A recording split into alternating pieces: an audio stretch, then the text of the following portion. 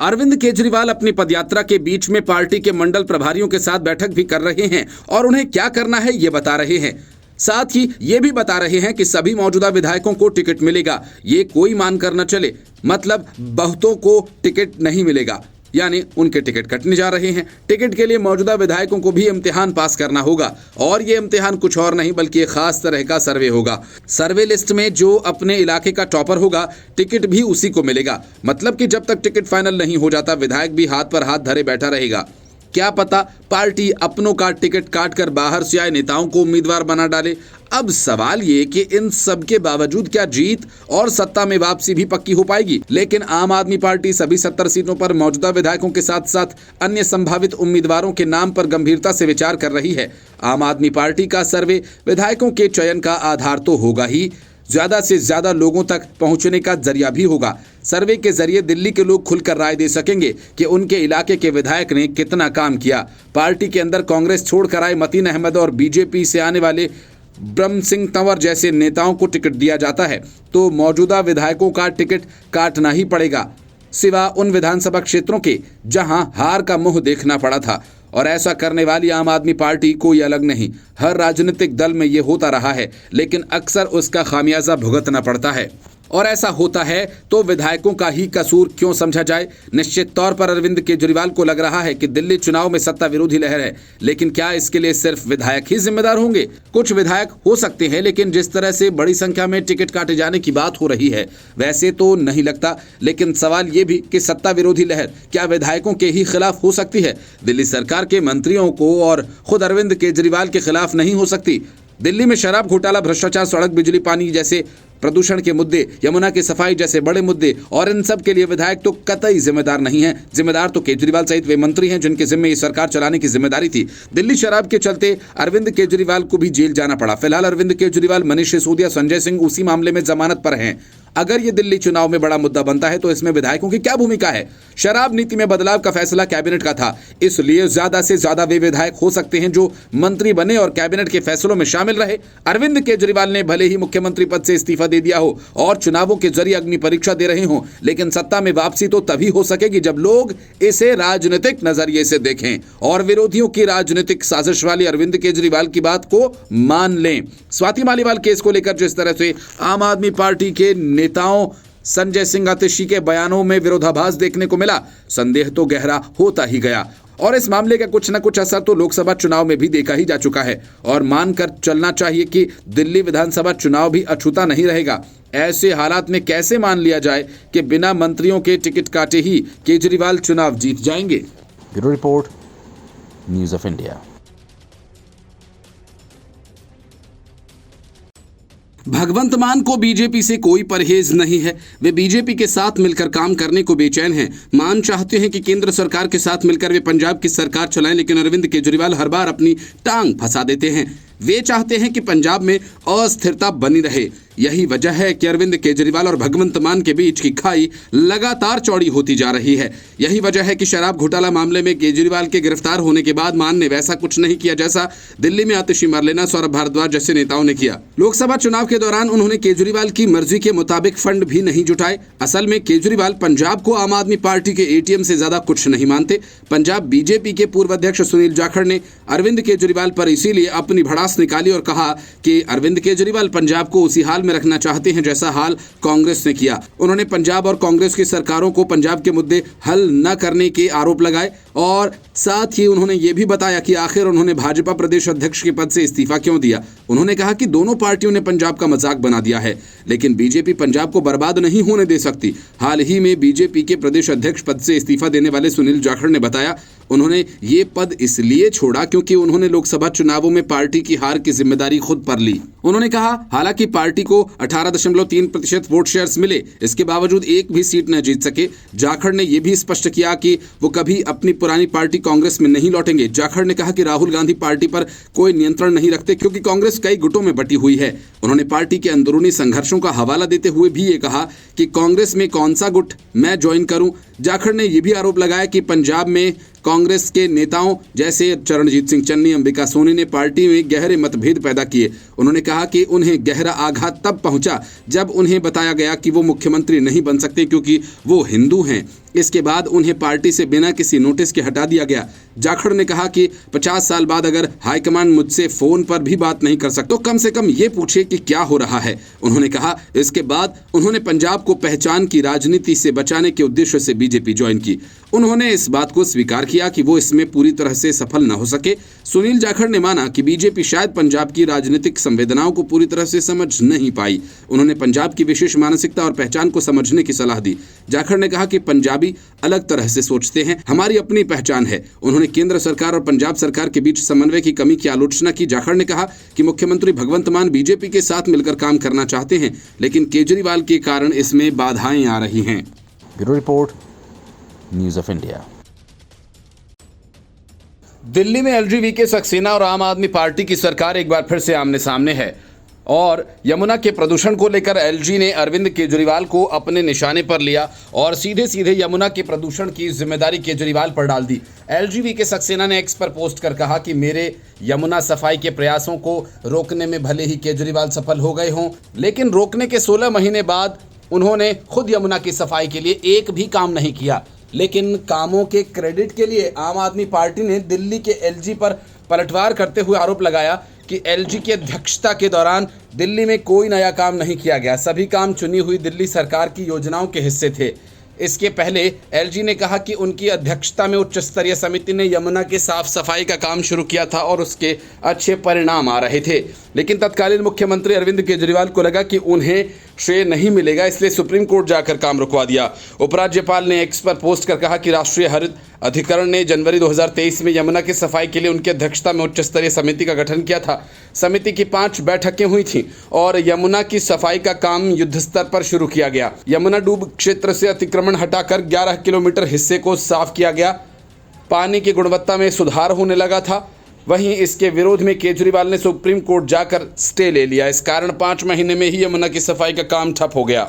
उसके बाद यमुना की सफाई का काम ना हो सका। यमुना और दूषित हो गई, जिस कारण हाईकोर्ट ने छठ पूजा में नदी में अर्घ्य देने पर रोक लगा दी। आम आदमी पार्टी ने पलटवार करते हुए कहा कि यमुना की सफाई को लेकर गठित उच्च स्तरीय समिति ने उपराज्यपाल की अध्यक्षता के दौरान कोई नया काम नहीं किया।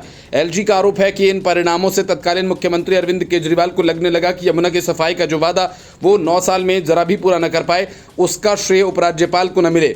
आम आदमी पार्टी का कहना है कि एलजी रोज जनता को गुमराह करने की कोशिश कर रहे हैं। आम आदमी पार्टी ने कहा कि इन सारी परियोजनाओं का पैसा दिल्ली सरकार की ओर से दिल्ली विधानसभा के बजट में पास किया गया था।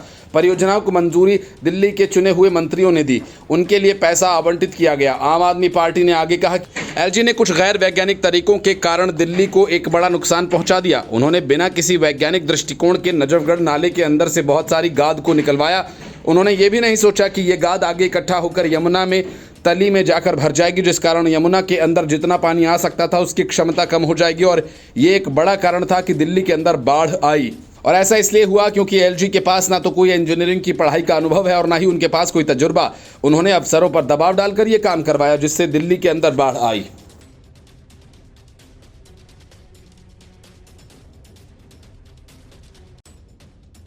इस बात को 5 साल बीत गए जब सीएम बनने के लालच में जब बीजेपी को दगा देकर उद्धव ठाकरे, शरद पवार कांग्रेस के साथ चले गए।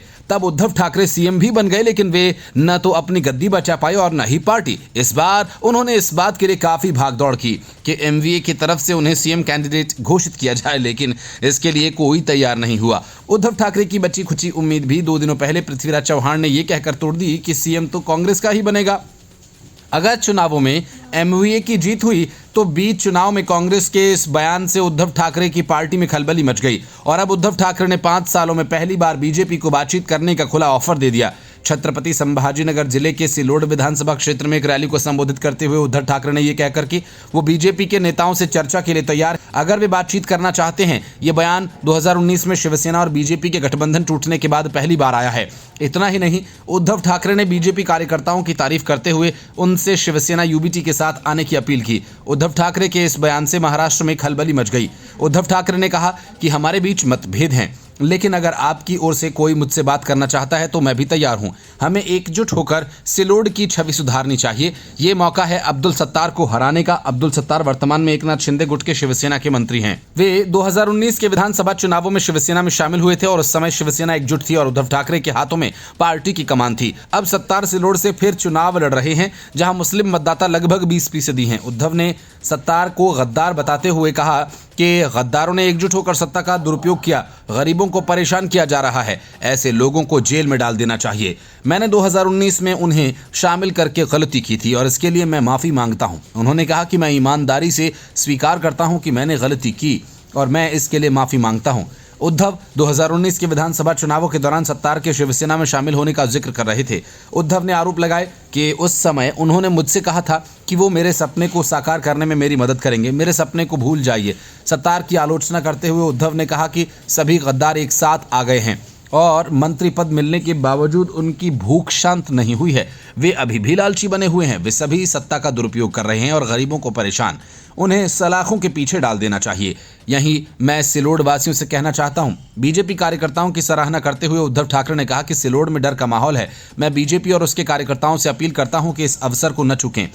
सच्चा बीजेपी कार्यकर्ता गुंडागर्दी के खिलाफ है और आतंक का अंत चाहता है। हमारी संस्कृति और परंपराएं अलग हैं। स्थानीय भाजपा नेताओं ने सत्तार के लिए प्रचार करने से इनकार कर दिया है और आरोप लगाया कि वो भगवा पार्टी के खिलाफ काम करते हैं। बीजेपी और सत्तार के बीच रिश्ते तब खराब हुए जब जलना लोकसभा सीट से बीजेपी नेता राव साहेब दानवे की हार का आरोप सत्तार पर लगा। सत्तार ने न केवल दानवे का समर्थन करने में रुचि नहीं दिखाई बल्कि कांग्रेस उम्मीदवार कल्याण काले की जीत का सार्वजनिक अभिनंदन भी किया। अब दानवे के करीबी सुरेश बांकर शिवसेना यूबीटी के टिकट पर सत्तार के खिलाफ मैदान में हैं। दिल्ली में विधानसभा चुनावों से पहले आम आदमी पार्टी में बड़ी फूट पड़ गई है। पार्टी के एक सांसद और 8 पार्षद बागी हो गए और बड़ी बात यह कि अरविंद केजरीवाल को ये पता नहीं कि पार्टी के साथ बगावत करने वाले पार्षद कौन हैं। मतलब कि पार्टी में होकर भी पार्षदों ने अरविंद केजरीवाल को गच्चा दे दिया और आम आदमी पार्टी भले ही दिल्ली मेयर का चुनाव जीत गई हो, लेकिन उसे अपने पार्षदों के ही पूरे वोट नहीं मिले।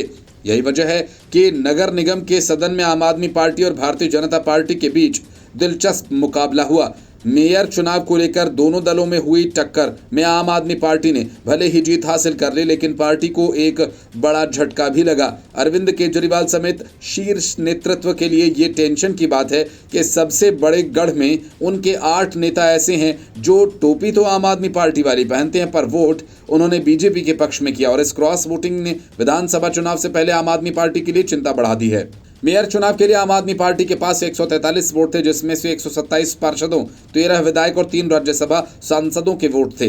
राज्यसभा सांसद स्वाति मालीवाल सदन में नहीं पहुंची। इसके अलावा कांग्रेस के 2 पार्षद शगुफ्ता चौधरी और सबीला बेगम आम आदमी पार्टी में शामिल हो गए, जिसके कारण आम आदमी पार्टी के 2 वोटों की बढ़त हो गई।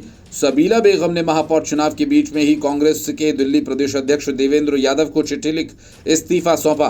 भाजपा के पास कुल 122 वोट थे, लेकिन उन्हें 8 अतिरिक्त वोट मिले हैं। इससे उनके वोट की संख्या 130 हो गई। अब ऐसे में सवाल ये उठता है कि भाजपा को 8 वोट अधिक कहां से मिले।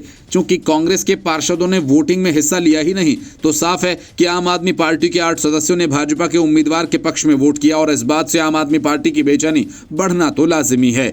ऐसा इसलिए भी कि सीक्रेट बैलेट से वोटिंग की वजह से पार्टियों को यह नहीं पता लग सकता कि किस उम्मीदवार ने किसके पक्ष में वोट किया। यहां दल बदल विरोधी कानून लागू नहीं होता। ऐसे में आम आदमी पार्टी को यह सवाल अधिक बेचैन करेगा कि आखिर वो 8 पार्षद कौन हैं जिन्होंने धोखा दिया। आम आदमी पार्टी की क्रॉस वोटिंग पर भाजपा भी हमलावर हो गई है और इसे अरविंद केजरीवाल की हार बताया है।